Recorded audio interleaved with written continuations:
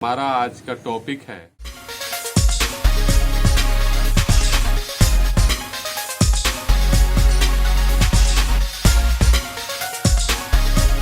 जैसा कि हम जानते हैं कि हम हिंदी साहित्य के साथ साथ हिंदी व्याकरण भी पढ़ते हैं। हमारा आज का टॉपिक है उपसर्ग। आप सभी पिछली कक्षाओं में भी उपसर्ग और प्रत्यय दोनों के बारे में पढ़ा होगा, परंतु हम यह समझ नहीं पाते कि कौन सा शब्द में उपसर्ग जुड़ा हुआ है। पढ़ते तो हम जरूर हैं, अपने मुख से उच्चारण भी करते हैं, लेकिन यह आइडेंटिफाई नहीं कर पाते कि कौन सा उपसर्ग है और कौन सा प्रत्यय है। तो चलिए आइए इसी संदर्भ में सबसे पहले हम उपसर्ग के बारे में जानें। उपसर्ग है क्या? उपसर्ग से क्या आशय? उपसर्ग से आशय है वैसे शब्द जो किसी मूल शब्द के पहले जुड़कर उसका अर्थ बदल देते हैं, उसे हम उपसर्ग कहते हैं। ये तो पहली परिभाषा हुई। इस परिभाषा को हम दूसरे रूप में कैसे व्यक्त करेंगे? मैंने आपको पूर्व में भी पिछली कक्षाओं में भी पढ़ाया है, परंतु आप सभी अनभिज्ञ हैं, आपको ज्ञात नहीं है। लेकिन मैं अपने शब्दों में उपसर्ग को व्यक्त करूंगा, जिससे आप समझ पाएंगे कि यह हिंदी व्याकरण का उपसर्ग है क्या। चलिए आइए हम अपने शब्दों में परिभाषित करें इसे। वे शब्दांश जिसे हमें ज्ञात नहीं है कौन सा शब्द का अंश है, कौन सा शब्द का टुकड़ा है, भाग। वे शब्दांश जो किसी मूल शब्द के प्रारंभ में जुड़कर, यानी पहले जुड़कर उसके अर्थ में परिवर्तन कर देते हैं, बदलाव कर देते हैं, उसे हम उपसर्ग कहते हैं। जैसे एक दो उदाहरण हम प्रस्तुत करेंगे और आपको बताएंगे भी कि उसका मूल शब्द कौन सा है और उपसर्ग कौन सा है। तो मैंने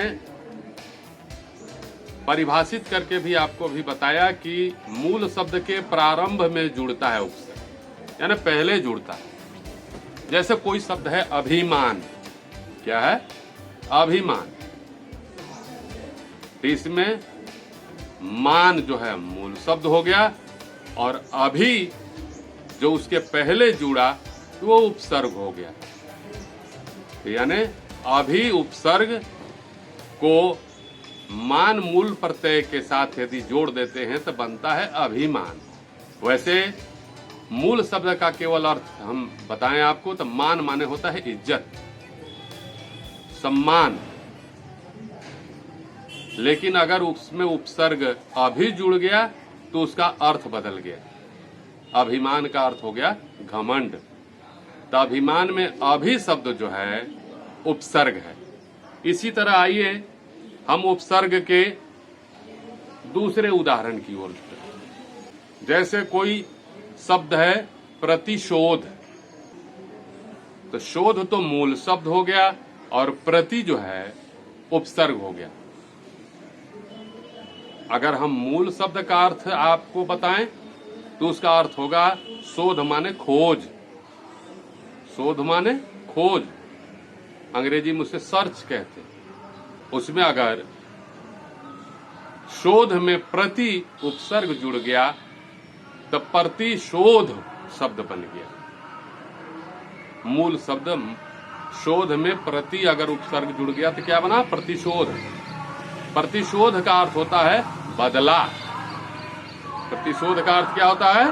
बदला। इस तरह कुछ और छोटे छोटे उदाहरण हैं जिसे हम व्यक्त कर सकते हैं। जैसे अज्ञान कोई शब्द है, उपसर्ग का उदाहरण है अज्ञान।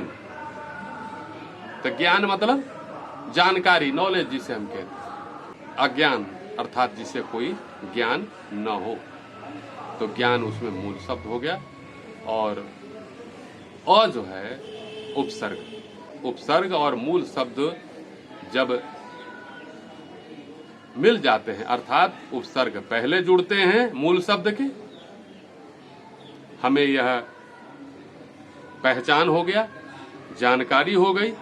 कुछ और उदाहरणों के द्वारा हम आप सबों को बताएंगे। जैसे कोई शब्द है हमारे पास, कोई उदाहरण है परलोक।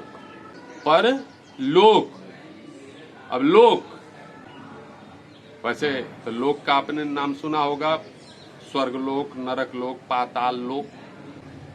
अगर लोक के साथ पर जुड़ गया है यानी परलोक यानी दूसरा लोक, जैसे हम लोग किस लोक में हैं? नरक लोक में। नरक लोक को क्या कहेंगे? धरती लोक।